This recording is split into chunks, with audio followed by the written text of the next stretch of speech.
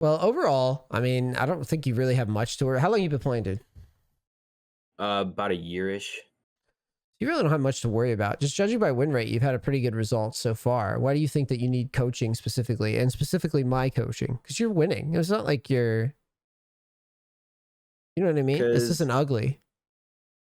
I mean, I've seen a lot of your videos, and I don't know, just like give you kind of like give the best advice. I don't know. I just can like listen to your stuff and understand it.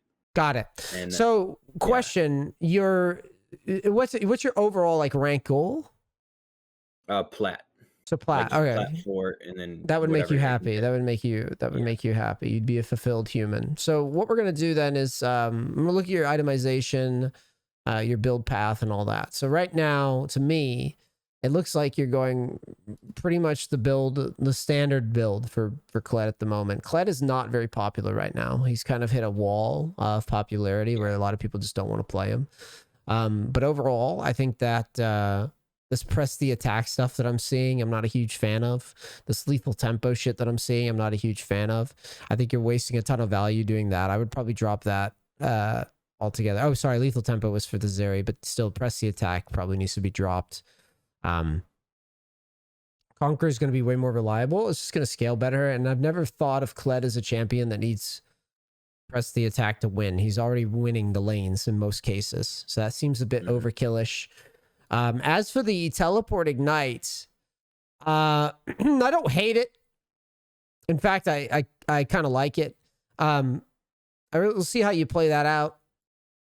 And then the itemization, it looks like you're doing, this is fine. There's nothing wrong with this, except the lucidity boots are probably a little, I don't know. It seems like unproductive on Kled, lucidity boots to me. Have you ever asked somebody how to get good at League of Legends and they tell you to just get good, but you have no idea what the hell get good means? Everyone talks about roaming, but we're not talking about cell phones. Everyone has heard of the term freezing, but what are they even saying? Do they want you to wear a coat? This guy stinks! I've coached over thousands of people for the past 3 years. I'm the #1 most experienced coach in the video game, and now you can get cheap coaching through Patreon. Isn't that exciting? Yes, this it is. We teach every single concept in League of Legends by the book, so you know exactly what it is you need to do to climb out of your elos. We've got fundamentals for each and every single elo broken down in order of importance. You gotta check it out right now. Do not be a dumbass. Go sign up right now to NEACE University, or you're stupid. Go sign up right now before you miss the opportunity to climb out of bronze, you low elo shitter. Why are you waiting? Why are you still here? Why are you not at patreon.com/NEACE University? Are you stupid? That's probably why you're an iron. So you're out on map.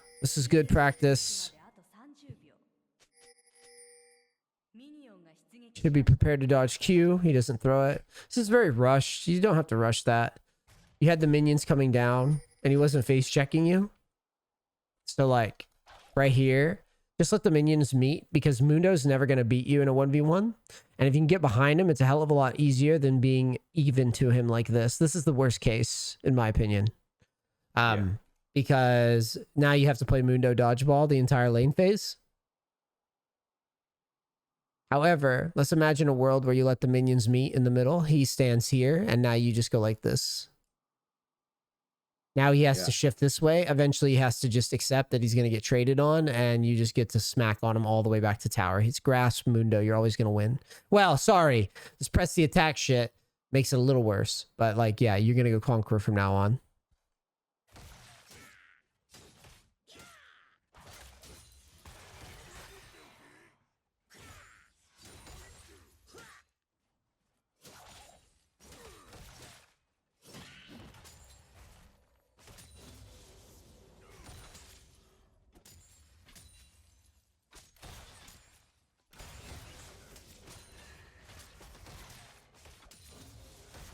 I remember this game. I was doing pretty well. I don't know where it all went wrong.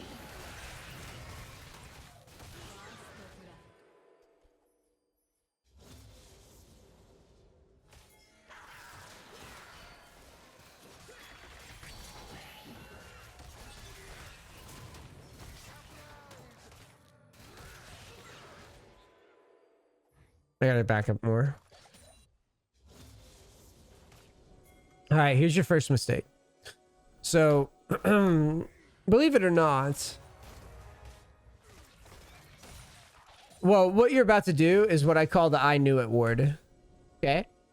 The I knew it ward is basically when you're warding for no other reason other than to say that you knew that there was somebody coming. You put the ward in the bush and you say, I knew you were there, and then they gank you. Right? Like there's no real benefit. So let's talk about like what are the conditions that like make this a goofy ward. Well, the first condition is that like your wave isn't actually under yet. So it's not really benefiting you to like move off of the tower because you can be ganked. You're at a window where you can be ganked and the Mundo can follow because his wave, the wave is not, it's not under. You see what I'm saying? He can follow. Now, there's a lot of little tells that this is going to be a gank. The first one being that Mundo starts moving at you over the wave. And he's like right up on the wave. He's not sitting back. Surely, if he was that afraid of you, he would be sitting back here with the wave crashing in. Do you understand what I'm getting at? Yeah. He knows that something's coming because he's happily standing on the wave. The next thing is you're moving off of this without a queue up, which also hurts because when you go to check whatever you're about to check, if you want to duel this guy, you'd want to duel him with everything up. The better move would be just sit back. If you're worried about getting ganked, just sit back. Because warding isn't going to change anything for it at the moment. Either you're getting ganked or you're not getting ganked. The warding doesn't fix this. Do you understand what I mean? Yeah. I know it's kind of weird to frame up. Go ahead. So I don't think it was a I knew it ward because I don't think I knew what was coming. Because like I completely face checked this bush. Because I guess because I played this 3 hours ago. I thought, I guess Ivern's like full cleared, which thinking about it, it doesn't make sense because they're Ivern, but I just don't have, I thought they would get at around the same time as my Lee Sin. So I was trying to prepare for said gank. Got it. So, but let's talk about when you're in these situations and you're going for these wards. If you're going to do this, if you're going to ward, you'd be better off veering. So basically get the wave under and then move up and then ward. Move up and then ward. Don't ever do these types of turns onto wards. This always kills us. This always kills us. The only time you should be doing this is like, you know, your jungler is literally right there. Because that way, if you bump into him, you're bailed out.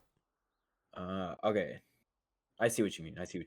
Because when you're when you push in like this, your last Q, so again, remember, you want to stack your, I was talking to the last guy about this, the big punch, right? So when you're running into face check stuff like this and you don't have your full rotation, it becomes a lot shittier. If you notice, if you had your Q up, this probably goes okay. You probably kill him, right? Yeah.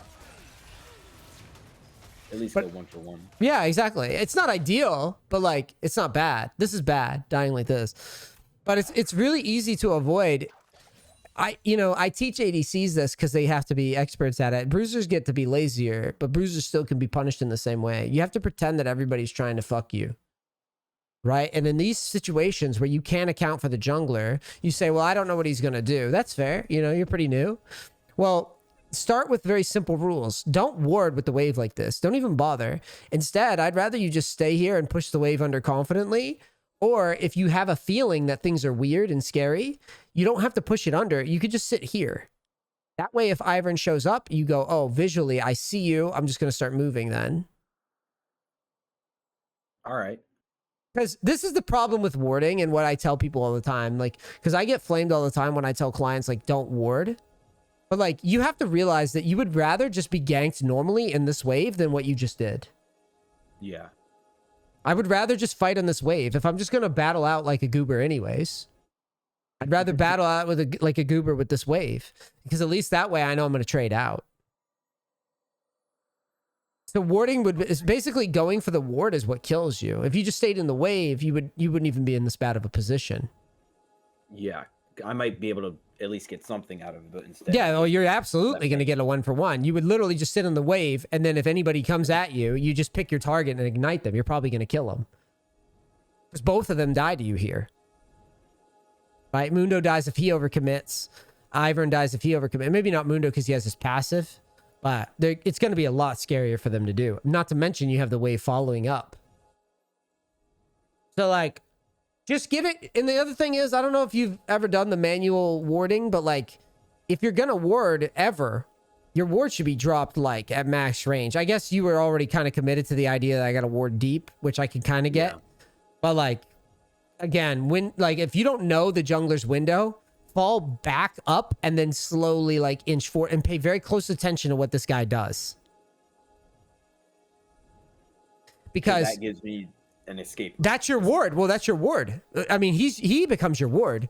Hear me out. Like if you go up and you move like this, you're out of vision to him normally, right? That's his vision. Mm-hmm. So like imagine a world, you go out of vision and then you move like this and then he goes, well, now you know there's a fucking guy in the bush because he can't know. Do you see what I'm saying? He can't actually know that you're there. Do you see what I mean? Yeah. It's kind of a weird trick, but it makes sense. He just becomes, he tells on your jungler or on the jungler.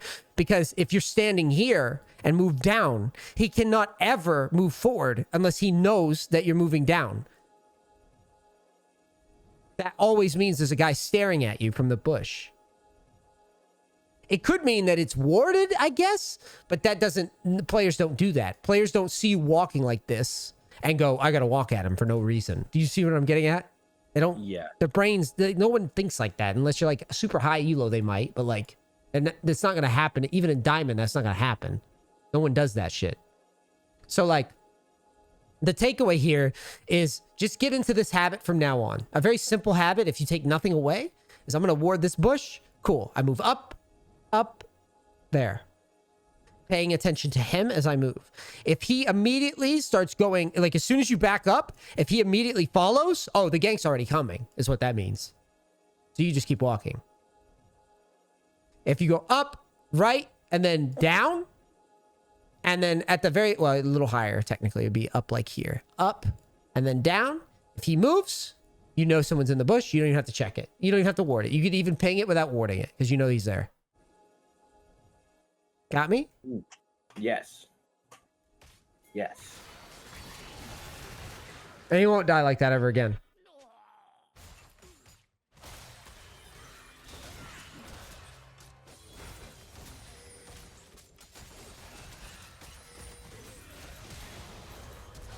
Cool.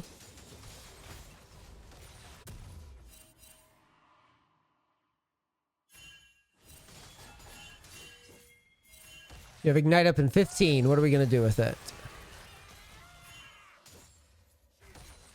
We ult? That's 6.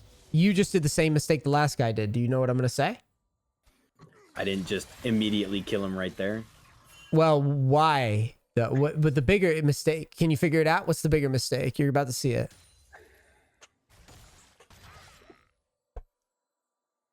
What's that mistake? If you don't know, it's okay. I'm not, this isn't like I'm not shaming you if you don't know. This isn't like, I'm not like an abusive teacher or something. Like, you fucking idiot.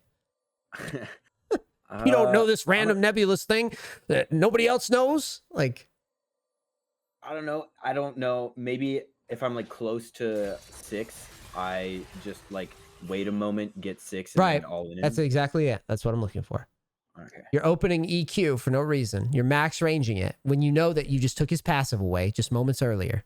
Remember, you queued him. You took his passive away. And you should have known, based on the dive earlier, that Lee just took his flash away. So now, Mundo's dead to rights to 6. So what you're about to do is, even though you're about to get 6 off of this creep, and I think this creep. Let's see. You're about to get 6 off this and this, or just this. But it's very close. Instead of just calmly waiting and then pressing R on him and literally press R, get money, right? You stagger the play, which makes it not as clean as it could be. See? Now you've got to wait. I can feel you waiting. But he should have already been dead. The fact you haven't even gone still is incredible, but that's a different discussion. Oh, see? Look at that.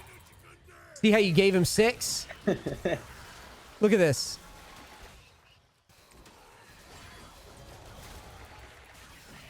If the Ezreal, RIP. So the reason this is so messy is just because of that. If you just went and turned on a dime right here at 6, you would have killed him with ease, and then he wouldn't have gotten 6 himself, right? You crash the wave, you take a plate. Ivern isn't even spooky at all. You get more gold that way. Like, sure, you can make the argument of like, well, I got the Mundo ult. That's cool. Yeah, it's cool. And you drew the pressure and got out. That's cool, but it's messier. It's flippy. Better junglers will just kill you when you like. Basically, you're facing arguably the weakest top in the game. One of them, early at least. Who is Mundo? Yeah, he's pretty weak. Or like early, early he's weak. Yeah, yeah. He obviously scales well, but like in this instance, like any normal jungler just kills you after this play. Because of where you're at, right? Like you're behind tower and it's just awkward as shit. I would much rather us just kill him here, shove the wave in, and then take a plate. Ivern shows up, we take our plate, we walk up the lane and recall. This becomes just a clusterfuck. I die here too. That's the worst. Oh, part. you died to an Ezreal. Yeah, that's what I mean. It's just the only reason the ult that he hits is miraculous. First of all, that's crazy. But like, even still though, you wouldn't even be in that position if you just didn't waste your cooldowns before 6. Just like I told the last guy, think big punch. Why would I do some sort of weak ass trade when in literally 5 seconds I'm gonna get a monster trade that he just can't even block? Like he's just dead to rights. All right, so we made some little errors here. Let's look at another one real quick. Let's look at this one. Just little strategy errors, you know? It's not even mechanic stuff. Just little strategy errors. Let's see how you play this. Oh, is this the Urgot game? Oh no. All right, let's look at it. This one's tragic. Good little battle for Vision early. High elo shit.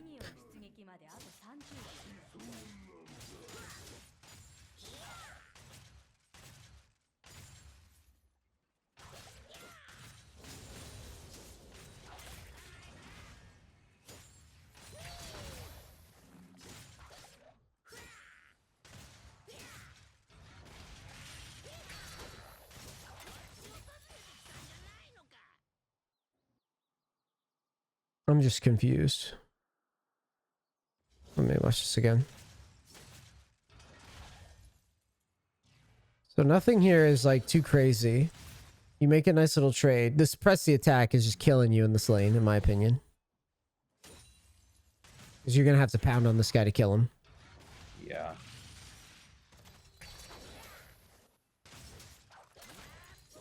It was a good trade. Now imagine you go Conqueror there. You could have just kept autoing him if you went Conqueror. Because here's an example of... So right here, you make this gorgeous trade. Great trade. And then you're about to turn level 3.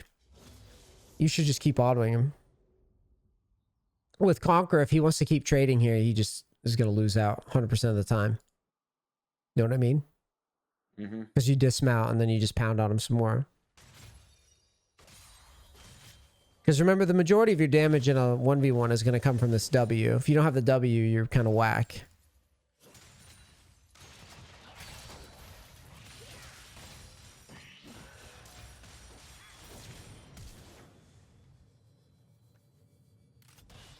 Oh, you should have walked a little further. R.I.P. Yeah. Yeah, you can afford to tank one tower shot there, my friend. You know what I mean? Yeah. You were playing like you're afraid of the tower shot, but in reality, that's the big money. Hey, fucking, what is his life?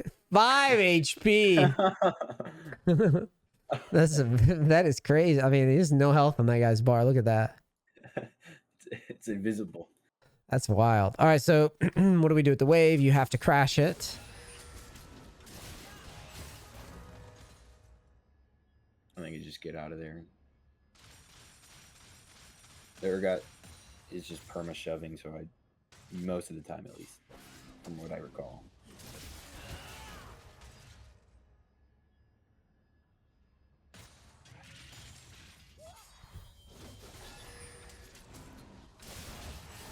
Yeah, I think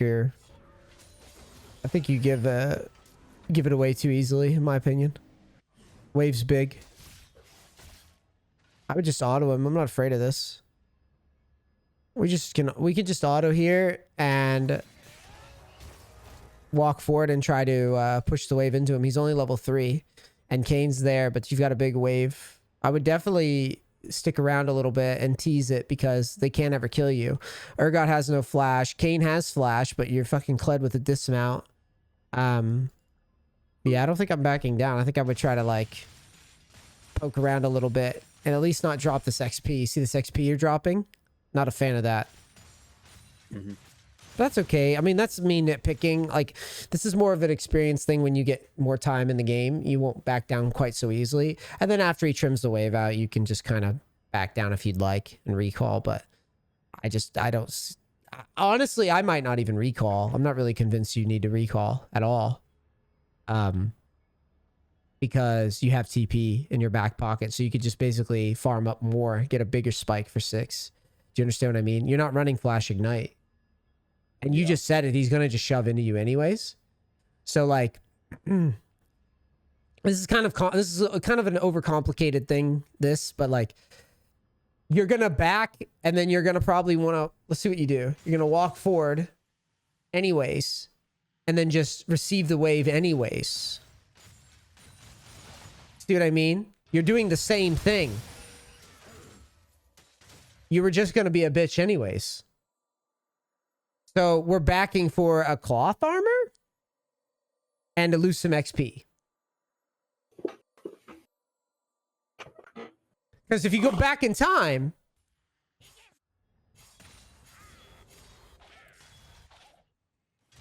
when you push this guy out, when you get your remount, you're pretty healthy. How is Urgot going to kill you? He has no flash, right? He has no ignite.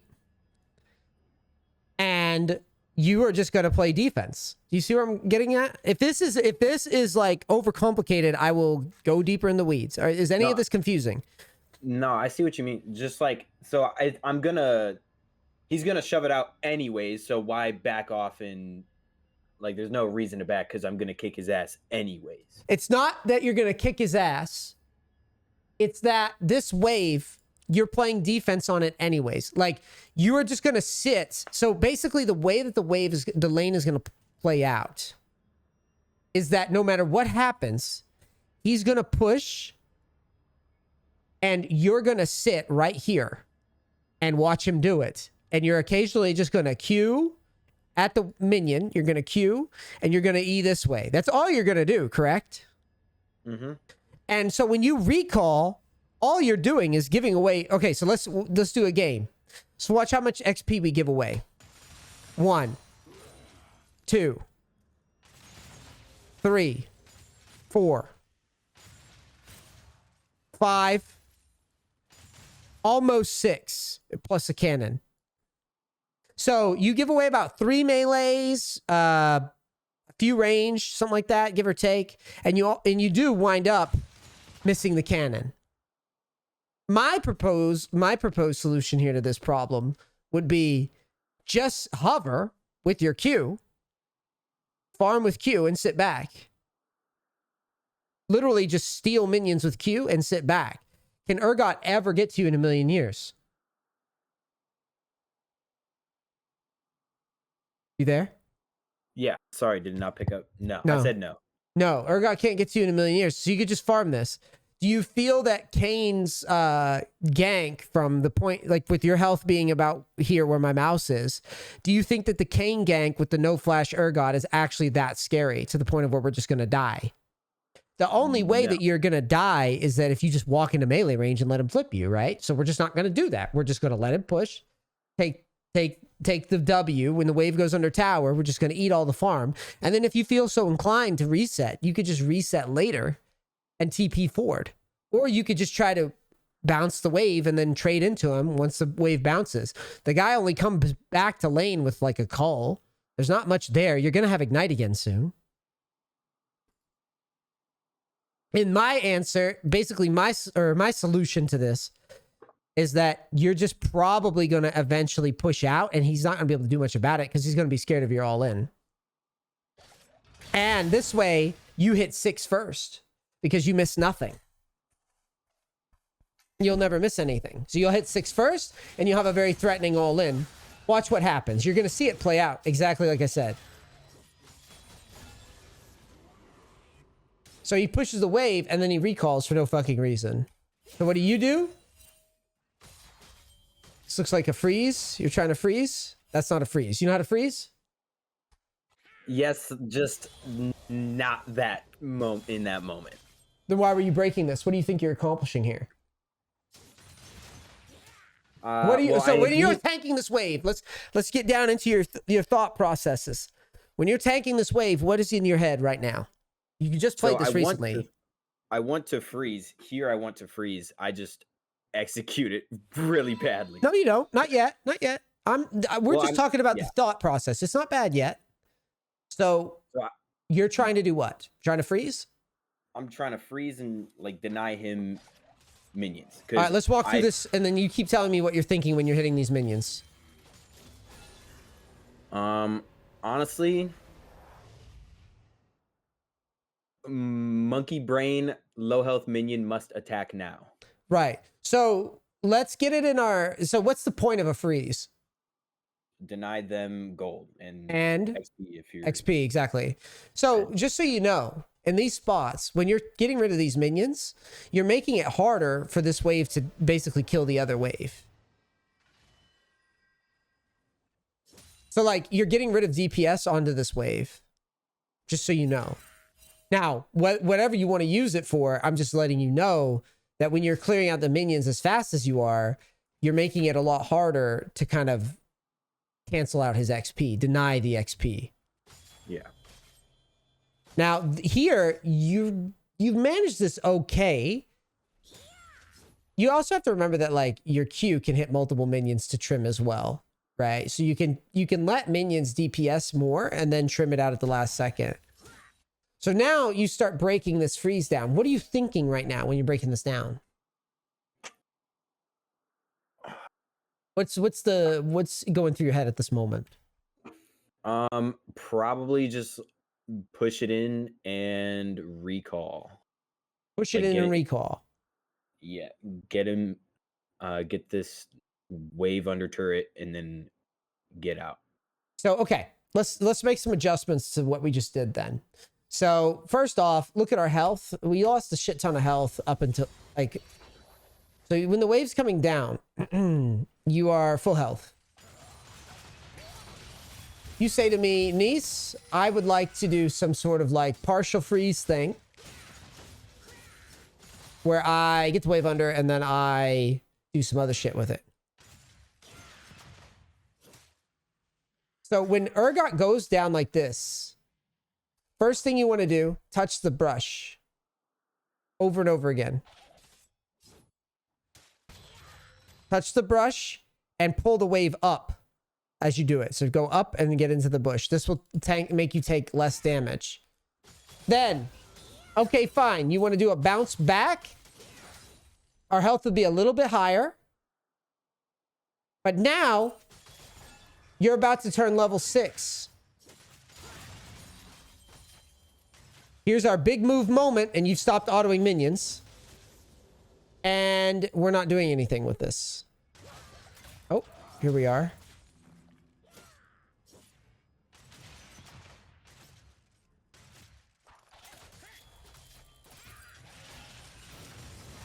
Holy shit. We get ganked at the same time.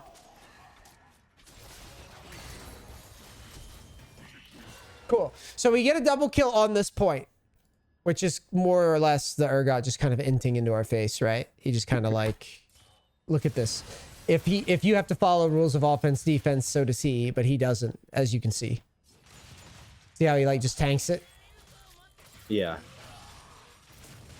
Now, why am I going through all this? Is because I want to understand like what exactly your thought processes are. When you're doing these push outs like this, have it in your head that you're about to do this all in at 6. And be willing to commit to it. Because at the moment, to me, it looks like you said you wanted to push out and back. This is where I wanted to be. I want to be at this. I want to be push out and kill. Otherwise, I'm not moving. You understand what I'm getting at? I'm not going to move unless I'm just going to dive a motherfucker or like kill a motherfucker in lane. I'm just going to keep the freeze. That's what I'm trying to say to you. I don't want to just push out and then recall. The whole premise of me moving in a ranged matchup is that I intend to kill the guy on the push. Now here, I feel like this guy kind of ruins my example because he just face plants. In a perfect world, he would have just recognized that like, oh, you're kind of scary here. I'm just going to sit back and receive the wave. Right? But he didn't do that at all. The idea of like holding the freeze is to make him come up and then you all in him. But he just decides that he wants to die somewhere here in the middle of the fucking map. So, you know, whatever. Also, am I crazy or did the cane just take a really long time to respond to me attacking the Urgot? Or was he just like not there? No, he was just sitting there, huh? I mean, he even responded. It doesn't matter. It's a bad fight. It's just offense, defense. Yeah. Doesn't matter if he responds or not. Anybody taking this fight here is griefing. You could get any goddamn jungler in top lane. It wouldn't have mattered. You guys would have won this, or you would have won this every time. That's why I say the Urgot's griefing.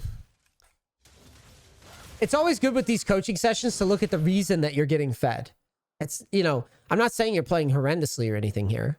But I'm just pointing out that, like, all Urgot has to do is literally just stand right here where my mouse is, and you never kill him. You know what I mean? Like, yeah. Look where I just said he should stand, and look where he's standing. In the middle of the wave. Right. He dies. Like, that's a 6 spike. He's on the wave. If he autos you here, all the minions target. Like, it's going to happen. He doesn't even auto you. Now he does. See, the minions are helping. I mean, that's it. Like, you just lose that every fucking time as Urgot. So, anyways, the whole point of me looking at this, and the main thing, like, you haven't actually made a big error yet, though. Let's see how you lose real quick. You haven't made, like, a huge mistake. I have disagreements with like back timings and stuff, but it's not like low elo, like, oh, this is why he's low elo moment.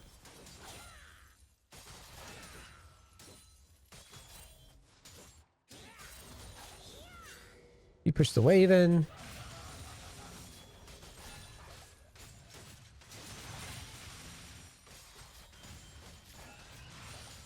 So this game, you decide that you're gonna do steel caps first, which is funny to me because we just had the conversation about how you like to do lucid boots. And then what's additionally funny to me is the fact that like you've delayed like a Tiamat push or something, which would be really, really nice for Kled, in my opinion. Yeah. You Tiamat, you like, shove, and then you just run to bottom with ult, and then TP to top if you need, like a Shen. Or just shove back, ult mid, and then walk to top if you so are inclined. One of the things I really try to do a lot is like just play for plates and towers, just like over and over. And I think I lose this game because I go steel caps first and not like rushing Ravenous and just playing for turrets and tower you don't have. It's not just turrets and plates though. That's an outdated. That's not. It's not outdated actually. It's just not the right play for Kled to be doing this. This is not where you play top. This is why you play Kled. You're playing top. It's just like I told the diamond guy yesterday. You're playing top to spread your lead. That's why you're up here. You're not Tryndamere. Kled is not a split pusher. I don't care what anybody says. It's not why you play Kled. You play Kled because he's got the Scion-esque ult, the Pantheon-esque ult, the Nocturne-esque ult. That's why you play Kled. You win lane, you spread your lead. Shen, Pantheon. You win your lane, you spread your lead. Do you understand? Yeah. That's how you win. You can take plates. It's not bad to take plates. But what I'm saying is your main move is you're not splitting. You're going to shove and run with your ult and do something with it as soon as you can. So right here, what did you do? You back.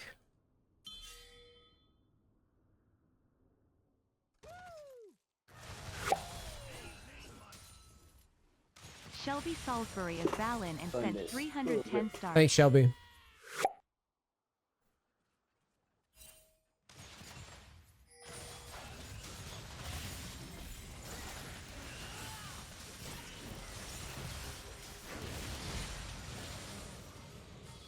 Okay, let's go back in time.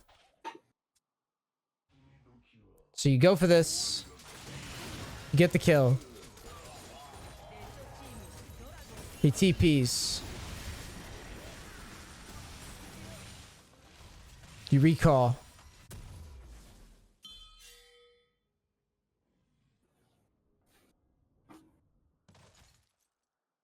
Oh yeah, this ult is hideous. Yeah, this is terrible. That's that. Hold on, where was that? That was like here. Sorry, I accidentally clicked back. Yeah, that ult is horrific. Let's talk about that ult. What do you think you're accomplishing with it? I just wanted to see if I could catch him out and just. Why? What What does that do? What does that get you if you get him? How much money do you get for that play? 300 gold. How much money do you Actually, get for that not play? even. Yeah. Not even. Okay. So, you're basically trying to all in over a wave to get 300 gold. You've gotten this big ass lead of 3-0, and you're about to the best use of your lead right now is to ult this Urgot in this lane and kill him and make him not want to play the game anymore. Jeffrey McGuffey as Balin and sent 500 stars. Right? Like, that's all I'm doing. Like, I'm just talking through it with you out loud, right? Think about it. Yeah. Your best move, the best play that we have with this 3-0 start is to ult at this guy in the wave. Try to kill him while sacrificing the same amount of gold in farm, probably. Right? To kill him. And then we get probably... I don't even know if you would get... There's not even a wave to get to the tower with. We kill him. Look. Because remember, the whole point of getting the kill is like what can you get off of it, right? And when you get fed, we start talking about like, imagine when we get fed, it's like we have an orange, right? And I need you to make orange juice. I'm like, dude, squeeze as much fucking orange juice as you can out of this. And you take 2 Q-tips and you put them to the side of the orange and you start trying to squeeze the orange juice out of the orange with some Q-tips. I'm like, bro, why the fuck are you using Q-tips right now to get this fucking juice out of this orange? You know what I mean? Like use your hands, like put some muscle into it. You're like, nah, bro, these Q-tips. You see what I'm getting at? It's like, that's not really you probably could maybe get some juice out of the Q-tips. I don't know. It'd be hard. But there's got to be more. It's not the best. I need the biggest squeeze. So the biggest squeeze would probably be to receive the wave, push the wave out, and then take your TP after you push the wave out and block this shit. Or push the wave out, back, and run your ult into mid or into bottom and get fed elsewhere. Make everybody want to quit. Not just this guy. Yeah, that's not something that I usually do. I guess I just don't think about it. Is like just spreading my influence while still in laning phase, quote unquote. Right. Like imagine a world where you just simply push this under and then just recall and then take your ult, bring it to about right here, ult down the lane, and then TP to block. Yeah. You know what I mean? Way better play. Yeah. And almost impossible for them to dodge this play. And you know, since their bot lane's winning, they're just going to be pushing. And you're just going to run them over. And then you TP, because even if this guy gets a plate or two, it's not like he destroys you with it. Yeah. Let's work on that today. Let's work on that. Yeah, you gave a bounty away, but so you basically put a big flag on your head when you're just ulting the lane like that. Because if I'm Kane and I see somebody just waste their ult for no reason, I'm gonna be like, oh yeah, that guy's gonna give the bounty away today. He's just gonna give it away, right? Yes, please. Yeah, it's because you know that now the Kled cannot ult away from the gank. That's the other thing. If you just push the wave out normally, if you got ganked, you could have just turned the gank.